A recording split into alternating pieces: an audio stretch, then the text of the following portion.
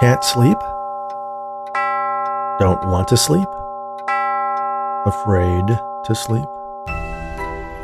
Are the windows closed? Are your doors locked? Did you check your closet? And under your bed?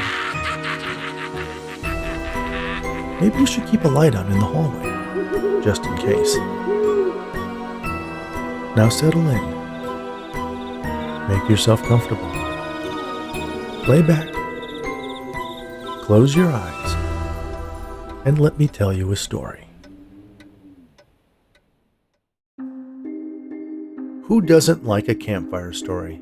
Those scary tales told by the dying light of burning logs that leaves us lying in our sleeping bags, eyes open, wondering if maybe it wasn't just a story. So, lay another log on the fire, put your arm around the person beside you, and wrap that blanket tight around you both. For it may not be just the cold air that sends shivers down your spine. White. The snow came down in large white clumps so quickly that my footprints were erased as fast as I made them, trudging back to the cabin from the woodpile with an armload of logs. The satellite dish perched on my roof was buried in the winter's snowfall and completely useless. But I didn't need some fancy TV weatherman to tell me it was going to be a hell of a storm. The solar panels were likewise ineffective this time of year, so the television was nothing but a blank frame anyway. I had plenty of kerosene for my lamps, and the wood kept me warm to cook my food.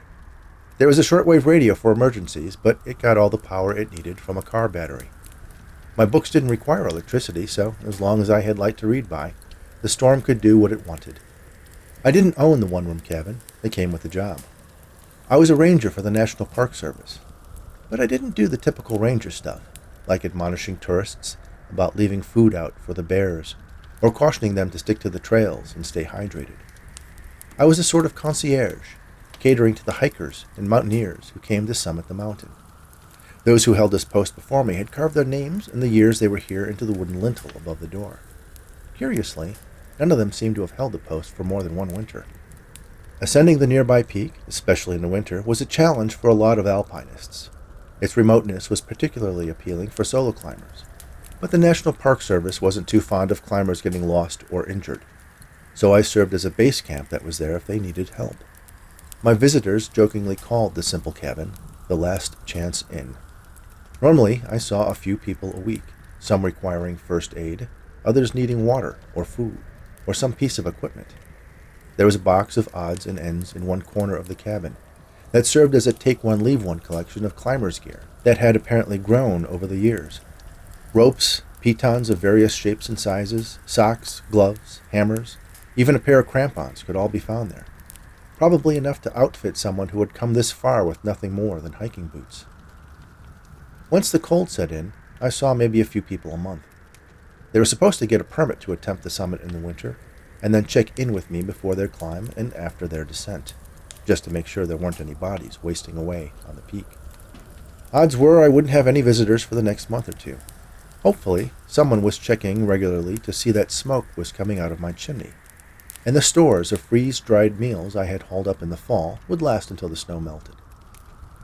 So, I nearly choked on the coffee I was drinking when I heard knocking. I set down my mug, walked the 3 steps to the door, and opened it. The man standing there was knee-deep in snow, wearing a fur coat, mittens, and had a knapsack on his back. He wasn't the typical climber who graced my threshold. He wasn't wearing the latest lightweight insulated parka and tinted goggles, nor did he have ropes and carabiners hanging off his belt. "It's really coming down. Mind if I come in?" he asked. "Sorry, please do," I replied. "Welcome to the Last Chance Inn." He smiled at the name. "Last chance in or out," he remarked. With him came an avalanche of snow. While he started slipping out of his coat in front of the fire, I grabbed the shovel I kept by the door and scooped the drift that had forced its way inside back out into the cold where it belonged. I closed the door, then crossed to the stove where the coffee pot was keeping warm. "Would you like a cup?" I offered. He waved off the offer and settled into one of the rough-hewn chairs in front of the fireplace. I picked up my coffee and joined him. "So, which are you?" I asked. "Pardon me?" "Are you coming in or going out?" He smiled. "Just passing through." Don't get many of those, I told him. No, I don't expect you do. Welcome to stay the night. I have extra cots, I offered. Thank you, he said, in a way that left it unclear as to whether he was accepting my offer. You're lucky you found this place. It's really coming down. Where are you headed? He glanced at the small window pane over the tiny kitchen sink, now completely covered with snow. We get a storm like this at least once a year. There's so much snow that everything stops. The animals and birds hunker down. Even the people stay away. It's peaceful, he said, avoiding my question. Yes, I agreed, but I still wouldn't want to be caught out in it. He nodded. So you've heard the stories, the man said, staring into the fire. Stories? I asked. He looked at me surprised. About the beast, he said. Ah, the beast. I had heard the stories, mostly in the context of visitors to the Last Chance Inn remarking that the beast hadn't gotten me yet. The versions I heard so far described it as a giant bear, or a huge ape, or even a wolf that walked on two legs. The one thing they all had in common, though, was that it was as white as the snow and had glowing red eyes. Yeah, I've heard them, I said. The local Bigfoot, huh? The stranger laughed. Bigfoot has nothing on the beast, he claimed. Oh, really? You want to know the real story? He asked. I topped off the fire with a fat log. Sure, looks like we've got all night. He sat back and stretched out his legs. He was wearing a buckskin shirt and pants, and fur-lined leather boots. Everything looked like it was handmade. His hair and beard were both shaggy and thick, and both almost pure white. He didn't look like he was much over 30, though. His skin was pale, but free of wrinkles, and his eyes were bright and full of life. I wondered if he had a cabin somewhere in the woods, even more off the grid than this one, and suspected he was one of those crazy preppers who were completely self-sufficient, living solely off the land. The stories go back to the first tribes that inhabited these lands. When they arrived here, they encountered the beast during their first winter. It took one of their women. 3 of their best hunters went out to kill it. They were never seen again. The beast didn't return for the rest of the winter, and they lived unmolested throughout the spring and summer, and through the next fall. But when the winter returned, and the first big snowfall of the season stilled the landscape, the beast came back. One of the elders of the tribe offered himself to the creature. It struck the old man down, then started eating his flesh and bones as the rest of the men watched. Once it had finished consuming its prey, it flashed its red eyes, then disappeared into the snow, not leaving even the slightest trace that it had been there. They thought it must be a god, and decided from that day on to honor it by sacrificing one of their number each winter. This continued for centuries. But as the years passed, and the white man pushed the tribe off this land, the tradition was abandoned, but the beast still demands its tribute. And if you're unfortunate enough to be the one it finds alone in the snow, you'll never be seen again. Some say the beast is supernatural, that it has the ability to assume the shape of other animals and hide in plain sight. It hibernates in its fashion during the heat of the summer, waking in the fall to mark its prey. I couldn't help but smile. This was certainly the best telling of the story I had heard yet. Well, nothing's going to be moving in this storm, including me, so I don't think I have anything to worry about. The stranger shrugged. There was one year when none of the elders of the tribe agreed to be sacrificed to the beast. They hoped that it would pass them up that winter. But instead, the beast stole into every hut where there was a newborn child and took them all. The creature has become accustomed to its winter meal. If it cannot find its human victim out in the blizzard, it will find it where it can. If you seek shelter in a cave, it will root you out. If you are a stranded motorist, it will peel open your car like a tin can. If you are in a small wooden cabin... I nearly jumped out of my skin at the loud pounding on the door. Lukewarm coffee spilled into my lap, and I leapt to my feet. My sleeve got caught in the armrest of the wooden chair, and I took a tumble onto the linoleum floor, nearly banging my head against the kitchen table. I scrambled to my feet and looked back at the stranger. "Do you really think an ancient snow beast would bother to knock?" he asked, rhetorically. "No, but I'm not sure I want to find out who's crazy enough to be out in a storm like this." "You mean, who else?" he corrected with a smile. I dabbed the coffee off my pants with a kitchen towel as I crossed the short distance to the door, eyeing the lockbox on the small hutch where I kept a loaded gun. I opened the door. A gust of wind blew a torrent of snow into the cabin. And then I saw a tall figure standing in the doorway.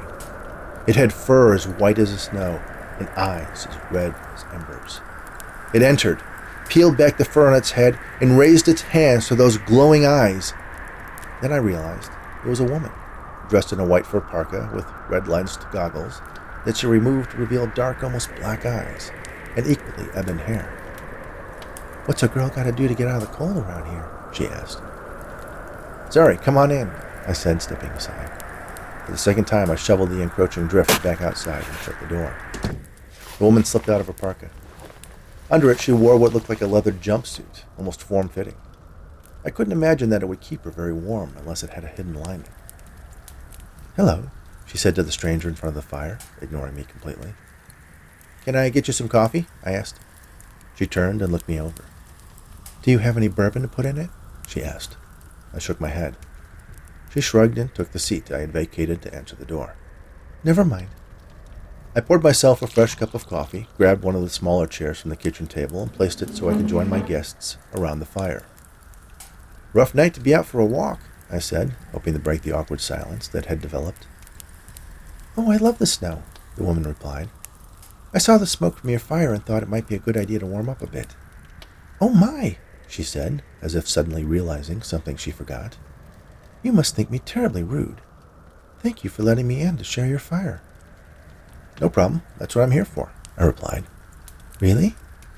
"We thought for a second that you were the beast," the man said. "The what?" she asked. "It's kind of a local legend," I explained. "Apparently there is a creature that stalks these parts during the heaviest snow of the winter in search of a human victim." She smiled. "I guess I'm flattered that you think I'd have to be some sort of beast in order to be out in the snow." The man leaned forward. "It is said that the beast can disguise itself as an animal. Why not a beautiful woman? What better way to lure its victim into a false sense of security?" She laughed again. "That would be clever." She turned toward the stranger and looked him up and down, and I swear she licked her lips. "You look like you would make a good meal," she said. He smiled. "I think you'd find me rather tough." He nodded in my direction. "I think our young host would be much more flavorful." She turned her gaze to me, her eyes dancing over my body, while she bit her lower lip. "Yes, I see what you mean." "I have some Tabasco in the cabinet, if that will help," I offered. The woman started laughing, and the odd tension that had developed melted away. The man laughed too. But when he did, I thought I caught a glint of red in his eyes. "Just a reflection from the fire," I assured myself. "Seriously," the woman continued, "here we are, 3 strangers in a cabin in the middle of nowhere, buried in snow, talking about some beast possibly stalking us. I'm starting to think I should have stayed home." "Yeah," I agreed. "It sounds like a corny horror movie." She turned to the man. "I don't think I've seen you around before. Where do you live?" "I have a place on the other side of the mountain," he replied. "I don't get out much." The woman spun around in her seat to face me. "And you just let him in?" "Like I said," I explained, "that's what I'm here for, in case someone needs assistance." "And you're not worried that he's this beast?" "Why would he tell me this story?" I asked. 100 reasons," she replied. "Put you off your guard? To justify his transforming into a giant white creature with glowing red eyes and ripping you limb from—" "I thought you didn't know anything about the beast," the man challenged. "I don't think we mentioned anything about what it looked like since you've arrived." The woman laughed, shaking her head. She held up her hands. "You got me. I'm the beast. And it looks like I get a supersized meal tonight," she said, eyeing the two of us as she continued laughing. I couldn't help but join in. The man seemed equally amused, but assumed a posture that was ready for action. I looked at him, and he met my eyes, then glanced across the room. I knew exactly where he was looking, at the metal case on the hutch that held my pistol. He surely assumed I was armed, living here alone, and the lockbox was the most logical place to keep my weapon. Was he trying to tell me that this woman actually was the beast? Could that be possible? Her story about liking to wander around in a blizzard in that ridiculous skin-tight outfit was a bit sketchy. But did that mean she was an ancient creature driven to eat human flesh? "Awkward," the woman chimed, a mischievous smile on her face. Her eyes glowed red. It wasn't a trick of the light. There was a definite crimson radiance in the back of her eyes. She smiled again, broadly, and her teeth appeared to have grown, her incisors protruding over her lower lip. I think I need more coffee, I said, rising quickly. I set my cup down on the kitchen table, but instead of refilling it, I continued walking over to the hutch. The case wasn't locked, but I had to open the latch to gain access to the gun inside. It was loaded, and a round was chambered. I swung around, and immediately, the man grabbed my wrist and thrust it upward, pointing the gun at the ceiling. Behind him, the woman was no longer human. She was 7 feet tall, covered in a fine white fur with a wolf-like muzzle and fiery eyes. "What are you doing?" I asked the man. He was strong. His other hand grabbed my neck. "You know, some people think the beast isn't some immortal demon, but a creature that lives and dies, is born and gives birth to more of its kind, which would imply that there is more than one of them, and from time to time, they need to seek each other out and mate." I looked at the man. His eyes assumed the same fire as the beast behind him, and in an instant, he was an even taller beast, whose razor-sharp claws sliced through my neck, severing arteries and crushing my trachea. I couldn't breathe. I fired the gun into the ceiling, once, twice. Then the strength left my hand, and the gun fell free and clattered onto the linoleum. The beast let go of my wrist, and I slumped to the floor. He turned his attention to his mate. They engaged in an act that was brief and appeared painful for both of them. When they were finished, they ripped away my clothing, then dismembered me and crushed flesh and bone between their powerful jaws until I was completely consumed. No wonder no one held this job for more than a year.